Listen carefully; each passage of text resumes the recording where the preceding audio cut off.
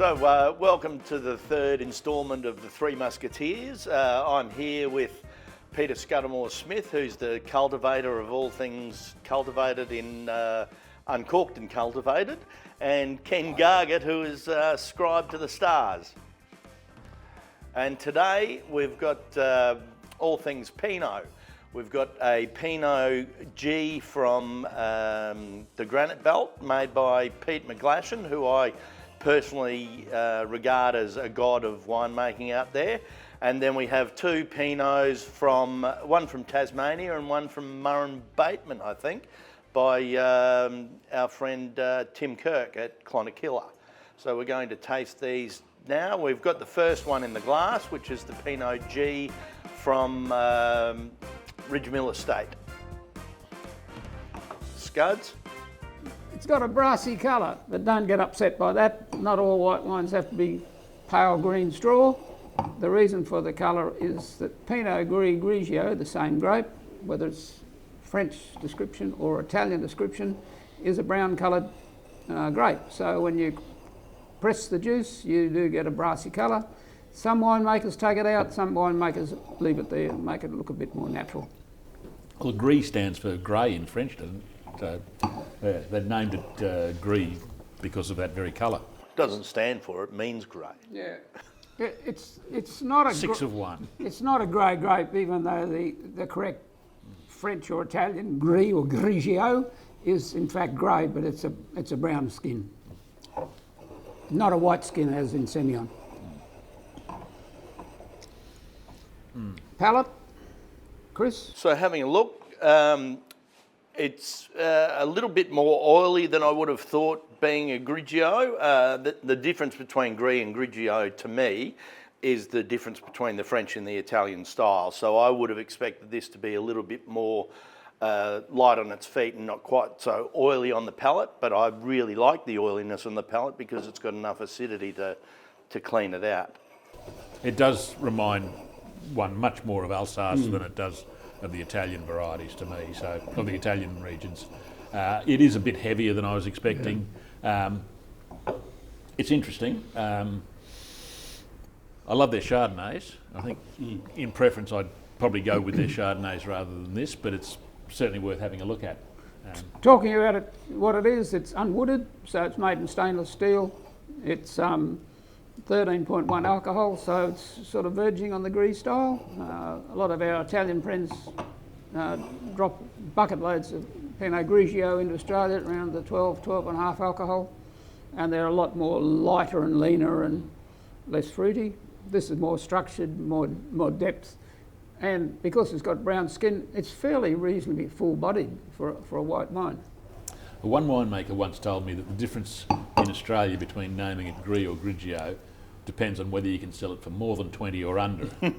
More you can call it Gris, under you got to call it Grigio. Exactly, and the other thing is sweetness level is something that we talk about. This wine is bone dry, and 13 alcohol really dries it out in your mouth, so there's no sweetness there. So our friends across the Tasman tend to sweeten their wines, which are called Gris, not Grigio. Well, they get such high acid levels, if they don't, high acid, you'd be off to the dentist every week. And higher alcohols as well. Mm-hmm. For me, it's not far removed from a lot of Alsatian stuff, a lot of dry Alsatian Pinot Gris that I've seen. It's 12 months old, so it's quite dry and quite rich. It's an interesting wine to try, but if I'm buying Ridgemill, I'm buying their Chardonnay. They make cracking Chardonnays. Yeah, absolutely. Anyway, we're into Pinot today. On to red. Okay. Right, and here we go for number two. Number two, now, I think, Scuds, you've had a bit to do with Dalrymple, so if you take us through what we're having a look at. Point number one, Tasmania is obviously the furthest southern state growing Pinot, and Pinot loves the cold.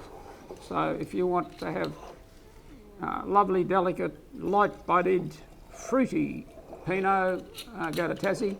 This is the northern part of the state, Tamar Valley, which, believe it or not, can get as cold as the south, and it looks very bright in the glass.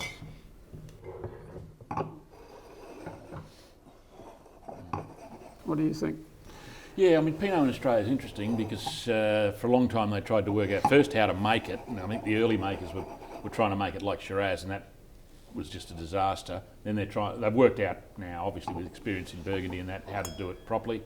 Plus they've got to work out the regions. So we've got regions on the mainland like Adelaide Hills and the Yarra Valley, Macedon and Mornington Peninsula all do great stuff. The Clonakilla I brought along because I thought that'd be really interesting because not a lot of people see the Pinot from that region.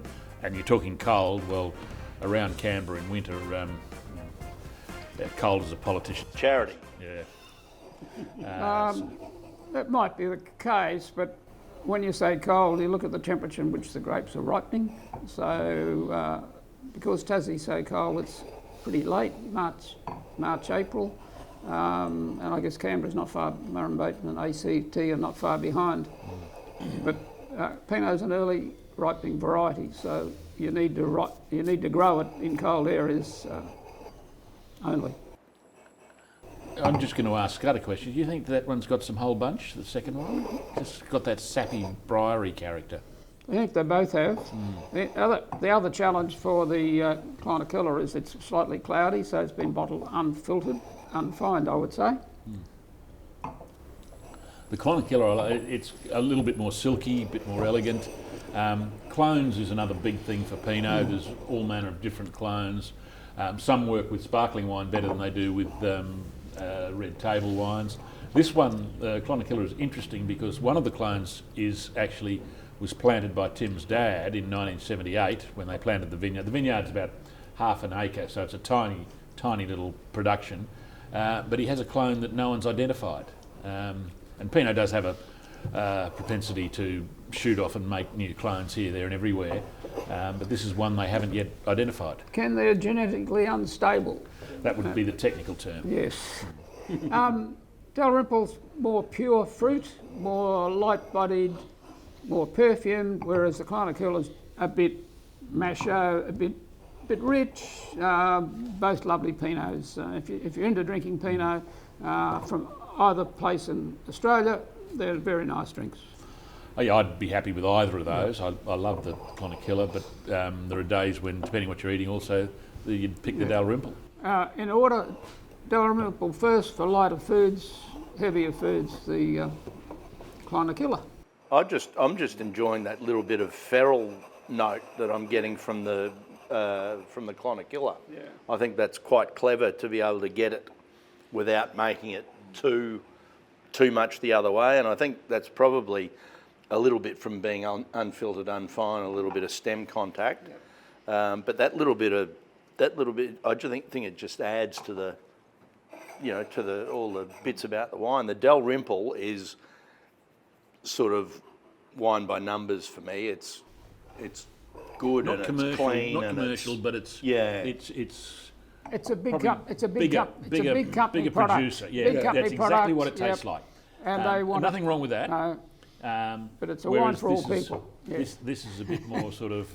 it's good and it's clean and it's a collector's wine. A man in his gumboots out there doing exactly. the job. Absolutely. Yeah. This is men in their gumboots. Yeah.